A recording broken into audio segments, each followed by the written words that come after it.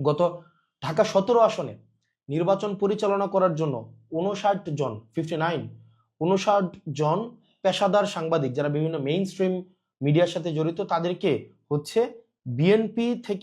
বিএনপির ঢাকা 17 আসন নির্বাচন পরিচালনার জন্য একটা মিডিয়া টিম করা হয়েছে। এখন প্রশ্ন হচ্ছে, ওই সাংবাদিকরা যারা হচ্ছে বিভিন্ন মিডিয়ার সাথে যুক্ত, বিভিন্ন পত্রিকার সাথে যুক্ত, তারা কি সেখানে বিএনপির সাংবাদিক হিসাবে ফাংশন করবে নাকি নিরপেক্ষ সাংবাদিক হিসাবে ফাংশন করবে? এই প্রশ্নটি খুবই গুরুত্বপূর্ণ। কারণ আপনি যখন একটা পার্টির প্যাডে হচ্ছে সাংবাদিক চলে যাচ্ছে, একটা পার্টির প্যাডে সাংবাদিক হচ্ছে অন্তর্ভুক্ত হচ্ছে, সেটি আমার কাছে মনে হয় যে বস্তুনিষ্ঠতা কতটুকু হচ্ছে গণমাধ্যমের ভূমিকা থাকবে সেই বিষয়টি প্রশ্নবিদ্ধ।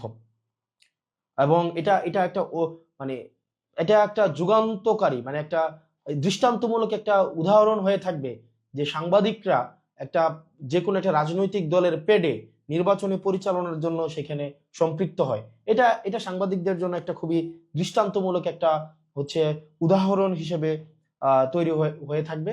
প্রশ্নটা হচ্ছে, আপনারা ওই 59 জন সাংবাদিক আপনারা যারা আছেন, তারা কি বিএনপির পাস নিয়ে আপনারা নির্বাচন পরিচালনার আপনারা অবজার্ভ করবেন, নাকি হচ্ছে আপনারা ইলেকশন কমিশন থেকে আপনারা পাস নেবেন? এই বিষয়টা হচ্ছে আমাদের ক্লিয়ার হওয়া উচিত।